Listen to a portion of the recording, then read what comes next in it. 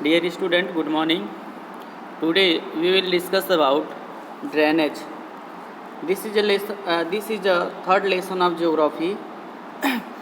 Today we will discuss about drainage. What is drainage?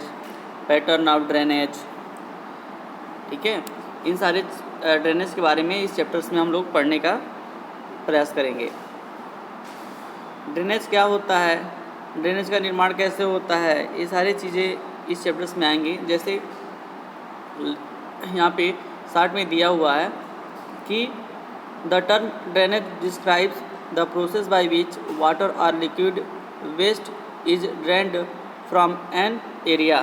देखिए, जो drainage क्या होता है कि ड्रेनेज जो होता है वो पाथ ऑफ रिवर्स होता है। पाथ ऑफ रिवर मतलब चाहे रूट ऑफ रिवर्स। जैसे मान लीजिए कोई रिवर से ऐसे जा रही है तो यही इसकी क्या है, ड्रेनेज है। इस रिवर का क्या है, यही ड्रेनेज है। मान लीजिए एक कोई रिवर्स है जिसकी बहाव ऐसे है तो हम कहेंगे कि ये क्या है, इस नदी का ड्रेनेज है। ठीक है, तो अगर 60 में कहा जाए कि व्हाट इज ए ड्रेनेज, तो the drainage is the path of reverse. It describe the river system of an area. यह क्या करती है कि एक किसी भी रिवर का, पर्टिकुलर रिवर का वो कैसे बहती है, किस एरिया से बहती है, उसके बारे में यह डिस्क्राइब करता है। Here river system includes the river along with its tributaries. Tributaries mean जो उसकी सहायिका होती है। आप जानते हैं कि एक जो मेन रिवर होती है उसमें बहुत सारी नदियाँ आकर के मिली होती हैं। इस मान लीजिए इधर से नदी गई, ये इधर से नदी आके मिल गई, तो इन सारे नदियों को हम क्या बोलते हैं, ट्रिब्यूटरीज बोलते हैं। सहायक नदियाँ होती हैं, ये मेन नदियों में आकर के मिल जाती हैं। The area by single river system is known as drainage basin. और जो इसका बेसिन अगर पूछता है कि व्हाट इज बेसिन, तो the basin is the area of drainage river. अर्थात ये जो एरिया होगा, ये जो रिवर के आसपास का जो एरिया होगा, ये दो बगल, तो वही क्या होगा, इस रिवर का बेसिन होगा। तो इस चैप्टर में हम लोग मूल रूप से what is a drainage pattern, इन सारे चीज़ों के बारे में पढ़ेंगे। उसके बाद नदी, जो भारत की मुख्य नदियां हैं उसके बारे में हम लोग इसके डिस्कस करेंगे। चलिए डिस्कस करते हैं। The small streams following the different directions come together to form the main river which ultimately drains into a large water body such as lake or सी।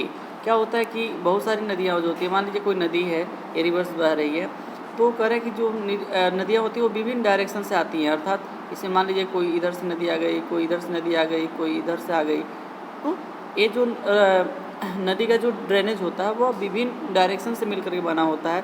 और अंत में जाकर के ये जो रिवर्स होते हैं वह किसी या तो सागर्स में या किसी महासागर में या किसी लेक्स में वो नदियाँ क्या होती है, समाहित हो जाती है, मिल जाती हैं। करेक्ट, लेक्स और सी मतलब किसी बॉडी में जाकर के मिक्स हो जाती हैं। The area drain by a single river system is called drainage system. और इस नदी का मान लीजिए एक नदी थी और इस नदी में ये सहायक नदी आकर मिल गई। कौन कौन सी सहायक नदी थी, किस राज्य से होकर जा रही है, किस प्लेस से होकर जा रही है, किस महासागर में जाकर मिल गई। तो अगर इसके हम सारे सिस्टम को जानने का प्रयास करें, ये नदी कौन सी है, इसकी सहायक नदी कौन सी है, तो इन सारे चीज़ों को अगर हम जानने का प्रयास करेंगे तो हम कहेंगे कि इस नदी का ड्रेनेज सिस्टम क्या है। तो ये पूरी इसका जो प्रोसेस होता है, उसकी सहायक नदी, ये सारा चीज़ मिला करके तो वह क्या होता है, किसी भी नदी का वह ड्रेनेज सिस्टम होता है। क्या होता है, ड्रेनेज सिस्टम होता है।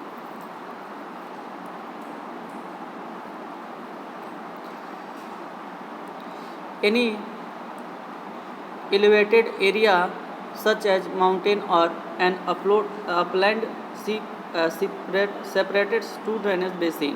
देखिए, जो मान लीजिए सारी नदियाँ एक ही तरफ नहीं होती। मान लीजिए एक कोई प्लेस है, ठीक है, ये प्लेस है, यहाँ ग्लेशियर्स है, यहाँ से नदी निकल रही है, ठीक है, तो एक नदी ऐसे चली गई और एक नदी ऐसे चली गई। ऐसा क्यों हुआ, क्योंकि इसका ढलान इधर था और इसका ढलान इधर था, ये इसमें क्या थे, उठा हुआ भाग था। इसलिए अगर ये भाग उठा हुआ नहीं होता तो शायद इसका ये भाग अगर उठा हुआ नहीं होता तो शायद ये भी जल, ये वाला जो जल इधर जा रहा था, ये भी जल इधर ही चल जाता। लेकिन ये बीच में उठा हुआ भाग था, एलिवेटेड था। एलिवेटेड मतलब उच्च भूमि उसको बोलते हैं। तो इसने ये उठा हुआ भाग, ये नदियों के रूट्स को क्या कर दिया, चेंज कर दिया। एक इधर चली गई, एक इधर चली गई, तो ये जो क्या किया, डिवाइड कर दिया, नदियों के पानी को डिवाइड कर दिया। इसको हम लोग बोलते हैं क्या, इसको हम लोग बोल सकते हैं कि यह जो है वाटर डिवाइड है। क्या है, वाटर डिवाइड, मतलब वाटर को जो डिवाइड कर देता है उसको वाटर डिवाइड बोलते हैं। Such an upland is known as water divide. क्या बोलते हैं ऐसी रूट्स भूमि को या लैंड्स को, वाटर डिवाइड बोलते हैं। In India the largest drainage basin is Ganga of river and the world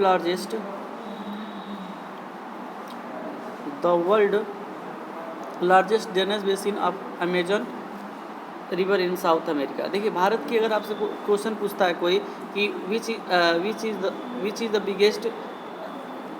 the biggest या largest drainage basin of India, तो आप क्या कहेंगे, गंगा। कौन सी नदी का है, गंगा, क्योंकि गंगा सबसे लंबी दूरी तक जाती है भारत में, और इसके जो बेसिन है या उसके जो ड्रेनेज बेसिन है वह सबसे बड़ा है। भारत में सबसे बड़ा गंगा का है basin, drainage basin.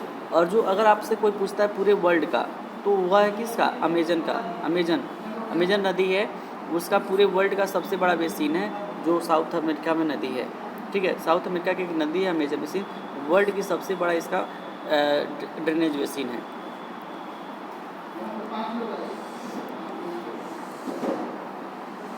Besides, Ambala is a water divide between the Indus and the Ganga.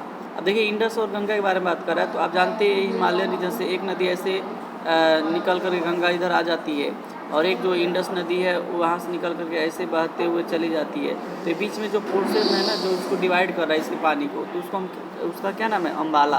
तो अम्बाला क्या करता है कि इस नदी के बहाव को या इस नदी के पाथ को डिवाइड करता है, उसके जल को डिवाइड करता है, इसलिए उसको बोलते हैं वाटर डिवाइड। ठीक है, तो अगर कोई पूछता है आपसे क्वेश्चन कि इंडस और गंगा के बीच में कौन सा है, तो आप आसानी से कह सकते हो कौन है, अम्बाला है। The place is called the source from where the river is getting water. जहाँ से मतलब जल को मिलता है वहीं से उसका डिवाइडेशन होता है। मान लीजिए यहाँ से जल मिल रहा है, तो इधर से एक इधर चली गई, इधर से चली गई इधर, और ये जो भूमि था ऊंचा हुआ था, इसी को बोलते हैं वाटर डिवाइड। द रिवर में फॉलो अ लॉन्ग और short course but it can be divided into 3 main parts. देखिए कोई भी नदी होती है, वह चाहे वो स्मॉल नदी हो या लंबी नदी हो, स्मॉल नदी हो या रिवर, ठीक है, चाहे वो कोई लंबी नदी हो। ऐसा नहीं है कि पूरे वर्ल्ड में एक ही समान नदी है, कोई नदी लंबी है, कोई बड़ी है, ठीक है, कोई बहुत छोटी है। तो नदियाँ अलग अलग तरह की हैं, लेकिन इन सारी नदियों में मुख्य रूप से 3 पार्ट्स आपको देखने को मिलते हैं। इन नदियों को हम लोग 3 भागों में क्या कर सकते हैं, डिवाइड कर सकते हैं। मान लीजिए एक कोई नदी है, ठीक है, एक मान लीजिए एक नदी है, ये ऐसे एक नदी आ रही है, ठीक। तो इन नदियों को हम कितने पार्ट्स में बांट सकते हैं, 3 भागों में डिवाइड कर सकते हैं। कौन कौन, the upper course, middle course and lower course. Upper course किसको बोलेंगे, जो जहाँ से निकल रही है और यहाँ तक बोल सकते हैं अपर कोर्स, ठीक है। मिडिल कोर्स यहाँ से लेकर के जहाँ से उसका ढलान कम होता है, मतलब धीरे धीरे उसका जो ढलान होता है वो कम होता जाता है, और जो लोअर कोर्स होता है वहाँ पे ढलान नहीं होता, वहाँ पे अपना वो सेडिमेंट्स को छोड़ना शुरू कर देती है। Ultimately they join a large water body called the mouth, और जहाँ पे बहुत सारा जल आकर के एक साथ मिल जाता है उसको हम लोग बोलते हैं, उस नदी का क्या है, माउथ है, मुंह। देखिए जैसे इसमें आपको दिखाने का प्रयास किया गया है, आप यहाँ देख लीजिए। देखिए ये नदी एक आ रही है, इधर से आ रही है नदी, ठीक है, ये उसके विभिन्न मार्ग है, ऐसे आ रही है, ठीक है। तो इसको अपर कहा गया है। ये देखो मिडिल है, यहाँ से लेके वहाँ तो ऊपर अपर है, यहाँ से लेके मिडिल है, और नीचे जो है यहाँ पे लोअर है। 3 भागों में डिवाइड हो गया ना। ये भी विभिन्न प्रकार के इसके नाम है इस नदी के, आप लोग देख लीजिएगा। जैसे सोर्स ऑफ द रिवर यहाँ से प्राप्त किया, ये बोलते हैं सोर्स ऑफ द रिवर, जहाँ से जल प्राप्त करती है वो नदी, उसको सोर्स ऑफ द रिवर बोलते हैं। ये मिडिल भाग वाला जो है, ये अपर भाग का है, देखो इसको मिएंडर बोलते हैं। मिएंडर जो ये मार्ग होता है ना इसका, ऐसे ऐसे जो नदियों का मार्ग होता है उसको हम क्या बोलते हैं, मिएंडर, घूमते हुए बहना, तो मिएंडर हो गया।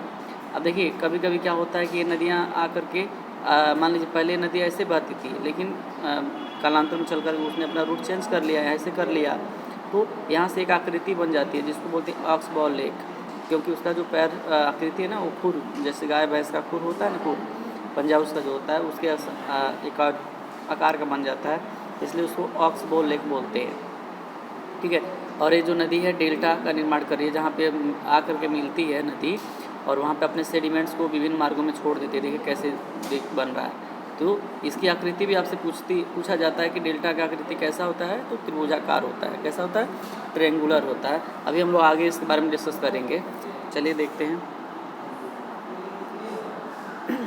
In the upper course the river carry huge eroded load of silt and sediments. क्या होता है कि कोई नदी जब बहती है तो ये जो यहाँ से बहती है ना, तो इसका स्पीड बहुत ज़्यादा होता है, और जब स्पीड ज़्यादा होता है तो इसके रास्ते में जो भी चीज़ आती है उसको क्या कर देती है? काटते हुए चलती है। काटते हुए चलती है तो अपने साथ बहुत सारा सेडिमेंट्स लेकर आ जाती है, जैसे सिल्ट एंड सेडिमेंट्स दिख रहे हो, तो बहुत सारा सेडिमेंट्स लेकर चलती है।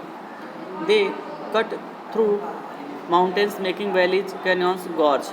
वो कहाँ से करती है? वो विभिन्न माध्यमों से काटते हुए चलती है। मान लीजिए यहाँ से चली, ठीक है, तो यहाँ माउंटेन्स को काट ली, वैलीज को काट लिया, बैजेस को काट लिया, कैनियन और गॉर्ज का निर्माण कर दिया। कैनियन मतलब एक प्रकार की आकृति होती है जो नदी के द्वारा बनाई जाती है, और गार्ज भी एक आकृति होती है जो नदी के द्वारा, मान लीजिए है ये धरातल है, अब यहाँ से कोई नदी पहाड़ से आ रही है तो इसको काट देती है, इसको काट देती है, धीरे धीरे गड्ढा बना देती है, तो उसी को कैनियन और गार्ज बोलते हैं। ठीक है, देखिए gorge is a deep river valley with steep walls. क्या होता है कि मतलब गड्ढा होता है, मान लीजिए ये है, तो इसको बहुत ज़्यादा काट देगी, वो धरातल को बहुत ज़्यादा काट के अंदर बना देती है, गड्ढा कर देती है। जैसे आप नदी वो देखते हो ना, नहर देखते हो, नहर तो वो बहुत गहरा कर देती है, जैसे उसकी चौड़ाई से ज़्यादा जो उसकी गहराई हो जाती है। आगे देखो, it's depth is more than the width, अर्थात इसकी जो गहराई होती है उसके चौड़ाई से ज़्यादा होती है, बहुत ज़्यादा गहरा हो जाती है। आप जाओगे हिमालय पर्वतीय भागों में तो आपको देखने को मिलता है। It is cut by river action in areas of rainfall, यह रेनफॉल के कारण भी हो सकता है। It in the middle courses they make meanders, oxbow, lakes, flood plains, delta and alluvial fans in the lower courses। देखिए तो ये तो अभी हम आपको बताएं, वो सारा अपर में यहाँ से जब निकलती है तो यहाँ पे बनाती है अपर वाले में, लेकिन जब वो मिडिल वाले में प्रवेश करती है तो वहाँ पे विभिन्न प्रकार की आकृति बनाती है। ठीक है, जब वो मिडिल में आती है तो मिडिल में आने के बाद वो meanders बनाती है। meanders मतलब ऐसे जो उसके पथ होते हैं, जो ऐसे घुमावदार पथ होता है उसको meanders बोलते हैं। ऑक्सबो, लेक्स, फ्लड प्लेन्स मतलब इसका जो बाढ़ का मैदान होता है वो सारा इधर बीच जाता है। डेल्टा अभी बताया ही है, तो इन सब का निर्माण करती है वह, और लास्ट में चलकर लोअर कोस्ट में डेल्टा का निर्माण करती है। The side to side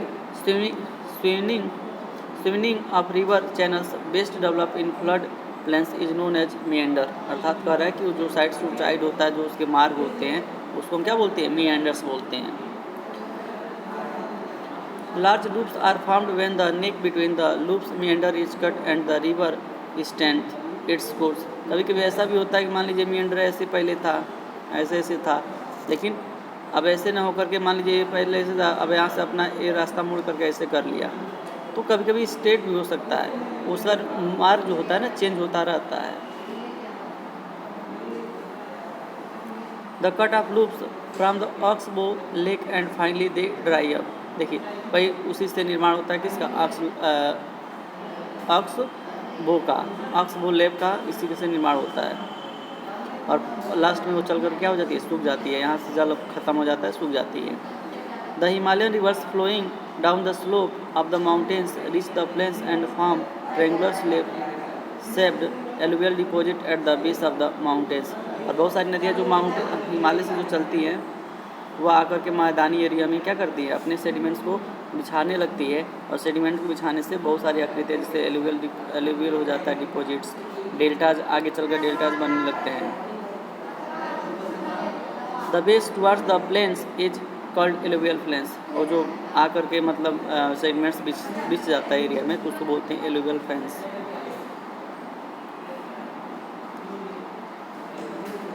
Besides, flood plains are flat or nearby flat and land adjacent to a stream or a river that experiences occasional or periodical floating। ये क्या हो सकता है? ये हमेशा नहीं होता है, वो ओकेजनल भी हो सकता है और पीरियोडिकली मतलब कभी कभी ज़्यादा समय के बाद भी हो सकता है ऐसा निर्माण, कभी कभी बहुत ही मतलब कम समय में ही हो जाता है।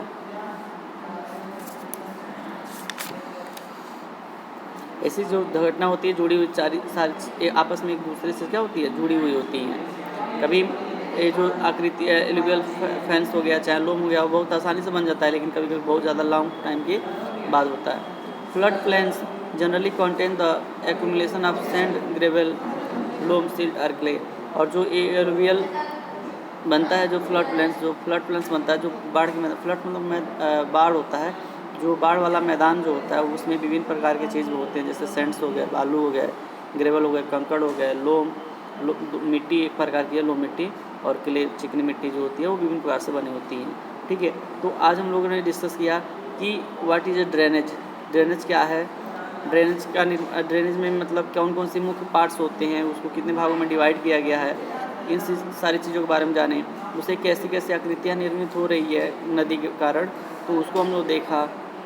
अब हम लोग कल जो डिस्कस करेंगे वो है ड्रेनेज पैटर्न। अब ड्रेनेज पैटर्न क्या होता है तो उसके बारे में हम कल डिस्कस करेंगे। धन्यवाद।